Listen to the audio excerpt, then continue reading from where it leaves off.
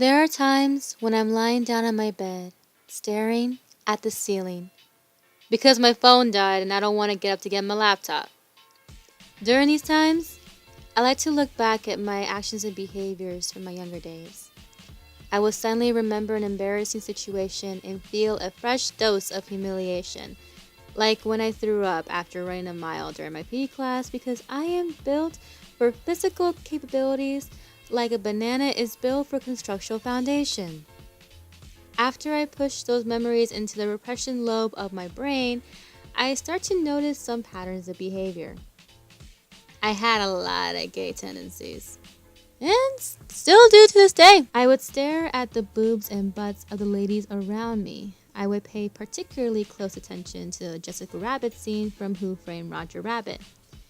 I would stare at the lips of the girls in my class and wonder what they would feel like. When I was a kid, my friend and I would pretend to be boyfriend and girlfriend. I was the boyfriend because I was bigger, and she would have me write her love letters while she sang love songs. This whole game would make me feel excited even though it was just a game between two girls. All of these examples and more made me wonder, how the hell did I not know I was bisexual? I would hear from my fellow queers that they always knew, and I would often wonder, why didn't I? How did I not notice the signs? Except I did, but I didn't want to admit it. It was in the 5th grade that I was first introduced to the idea of a lesbian. My classmates were spreading rumors that one of the girls was a lesbian. They would say that she would look over the bathroom stalls while the other girls were using them and give very long, uncomfortable hugs. When I asked them what a lesbian was, they said it was a girl who likes girls. At first, I was confused because isn't that what all friends are? Girls who like girls? Didn't make much sense back then. Then they told me it was girls who like to kiss other girls. That just made me more confused because I kissed my mom, aunts, and cousins all the time. I kept the confusion to myself though, but what I understood was that being a lesbian was perceived as a bad thing. Or at least bad to try to use it to ruin someone's reputation, which is what they were trying to do. So that began the repression of my queerness as well as the overcorrection of my straightness. I would crush on as many boys as possible to fulfill the dream of marrying a man, having kids, and living happily ever after as it was prophesized by Disney. Speaking of Disney, even though I would fantasize about kissing girls and boys, mostly girls, I felt like I had to pick boys because that's what the movies I loved told me to do. Get the boy to notice you, fall in love, get married, pop out a kid in the direct-to-video sequel. Even though I was fantasizing about women, I would push the idea that men are the gateway to happiness.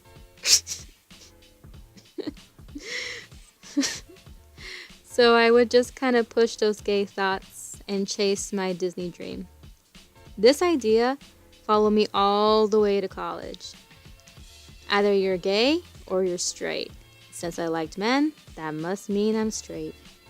I did not believe in those who were in between because I bought all the bisexual stereotypes. We are greedy. We are indecisive. This is just a phase. There is no way to know if you like girls if you never had sex with one. We are cheaters.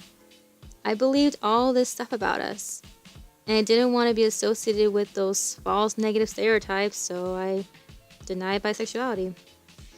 It wasn't until I developed feelings for another girl that I could not deny my bisexuality any longer. Though I was not completely accepting it, I clung to this happily ever after idea. Yeah, okay, I like girls, but I still want to find a man and marry and have babies. Let's all laugh at that together. Oh god, that was not the best dream. It wasn't complete denial, but I was very much closeted. At the beginning, I've only told my niece and a dear friend of mine. All the years of me repressing and denying my sexuality exploded into this ugly mess in my head. I'm thankful I had people to help me through the mess I made. It's bad enough to have people around you tell you that your sexuality, your gender identity, your feelings, your love is non-existent. It's a deeper pain when you deny yourself. It's mentally exhausting, and it's not worth denying who you are. It takes years to undo all the negative thoughts that you have accumulated only to have to start over your new identity and your new orientation. It's like going through a second adolescence. I'm in my 20s, and I feel like I'm going through a second adolescence. Only this time, I have money, so I can go through it with a little bit more style. I felt like I wasted so much time and energy repressing who I am. Now, this is completely different from being in the closet for your own safety. Denying who you are to yourself is not the same as choosing to keep your gender identity, your sexual orientation, your relationships a secret because you don't want to get hurt or abused. If you feel as if you might get disowned or hurt, go ahead and just keep staying in a safe place with your relationships around you. That is your choice. It's your choice to tell other people. But what I'm talking about is that when you repress yourself and when you deny yourself, you put yourself through this horrible, mentally exhausting ordeal only to have it explode in your face later. It's just not worth it. But taking the first step into accepting who you are and caring about who you are will lead to a much happier, or at least a more fun life. We don't have that much time. We don't know when or how we'll go. So know your true self, accept you for who you are. And when you feel like you can share with other people, share. If you feel like you can't, that's perfectly fine too. It is your choice. I have a guest speaker for this video. His name is Jericho, and he's actually the subject of this painting. He is going to talk about his own personal journey and his moments of self-denial and repression he has felt within himself and with other people around him. Well, to start off, a little bit about me. I was raised in a religion that pretty much denies the existence of LGBTQ plus people anyways. So many of the examples of transgender people were always like sexual deviants or fetishized or sex workers usually. So I grew up knowing that I would have to deny any connection to that at all. So first, when I came out as a lesbian, it was pretty difficult because I had people telling me, well, that's not the case. That's not right, number one, and you shouldn't be feeling that way. And then I came out as trans. It was a lot different because basically I found a video online of a trans man that had documented his medical transition, and I saw that and I just kind of connected with it at that moment, and I turned to my sister and I was like, hey, I want to do this. And she told me, well, why can't you just love yourself as you are right now? So of course that kind of brought me back into the closet again, and I kind of just tucked that away again for probably, that was in 2012, so for 3 years. That had always been in the back of my mind, like, yes, I want to do this, but I shouldn't do that. There's no support that I have, and why can't I just love myself? So I was trying to find, okay, maybe I should just love myself instead of transition. But finally in 2015, when I did come out, like, I I was also met with people that wanted to deny my existence as well. So I was very loud and proud. I have a transgender girlfriend as well, so I came out as transgender, but I also had to come out to my friends like, hey, yeah, my girlfriend is trans also. Um, and they were a bit confused. I had a lot of support, which was nice, but it was because I sought out people that were willing to support me. But there was also people that didn't know me that would constantly misgender me. I didn't start hormones until 2016, so there was a good chunk of time where I was still seen as female, um, although I was presenting as male. So that's been really difficult, especially in a workplace, because I started jobs out here in Arizona, only a couple months on hormones, and I had coworkers that refused to acknowledge my pronouns, my name change,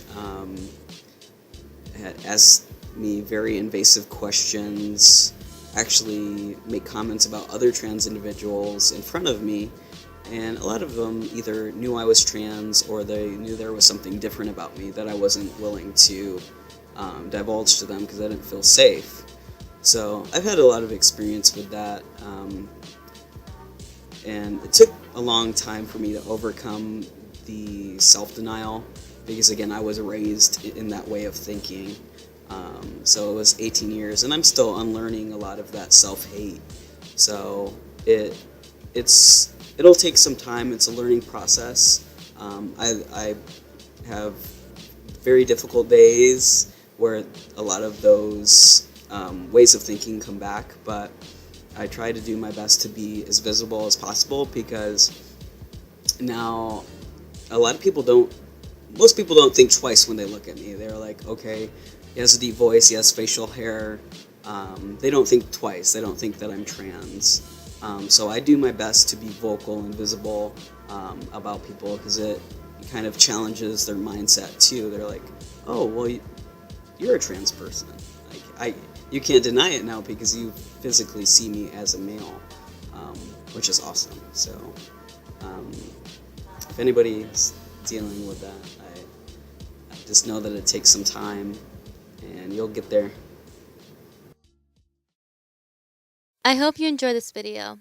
It was oddly frustrating to edit, but I learned a lot. Gotta add some cool little effects here and there. Anyway, feel free to comment, like, and subscribe to help me get motivation to do more videos. Oh, and one more thing. I'm going to be releasing stickers of my LGBTQIA plus painting series on my Etsy shop very soon. The link to my shop is in the description box. Go ahead and favorite the shop so you can be updated on when I put those listings up. Thanks for watching. I will see you again soon. So, bye bye!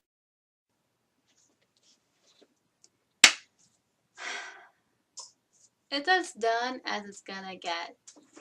I might or might not fix the eye. I don't know. Paint's too wet for me to do anything with it anyway. But as done as it's gonna get. This painting kicked my ass. I probably repainted it 3 times. But I think this is actually a really good place. So